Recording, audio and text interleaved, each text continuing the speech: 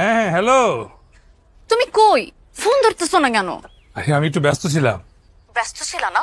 তোমার ব্যস্ততা আমি পুকুরে চুবায়ে চিপড়ায় রোদে শুকা দিয়ে দিব। এদিকে আমার বিয়ে হয়ে যেতেছে, তুমি তোমার ব্যস্ততা আমারে দেখাচ্ছ। তোমার বিয়ে হয়ে যাচ্ছে মানে?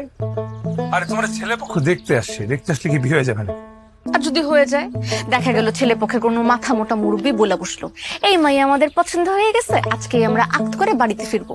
তখন আমার কি হবে? তখন তোমার বিয়েই হয়ে যাবে, তাই না? আর আমি তো পছন্দ হওয়ার মতোই মেয়ে। জীবনে তো একটা বার মাথাটা উঁচু করে আমার দিকে তাকায় দেখো নাই। যদি দেখতা তাহলে বুঝতা কত সুন্দরী, কত গুণবতী মেয়ের সাথে তুমি প্রেম করো। আর যদি বুঝতা না, তাহলে বাবা মাকে নিয়ে আমার চোখের সামনে হাজির থাকতা বিয়ের প্রস্তাব নিয়ে। তা তো করতে পারলা না। শুনো, আমি এত কিছু বুঝি না। আমি কিন্তু অন্য কাউকে বিয়ে করতে পারবো না। তুমি এই মুহূর্তে আমার বাড়িতে আসবা, আমার বাবা মার সাথে কথা বলবা, বিয়ের প্রস্তাব নিয়ে আসবা। তুমি আমার আর কয়েকটা দিন সময় দাও, আমি কথা বললেই তোমার জানাইতেছি। হ্যাঁ, তোর সময়ের আমি গোষ্ঠী কিলাই। তুই ফোন রাখ।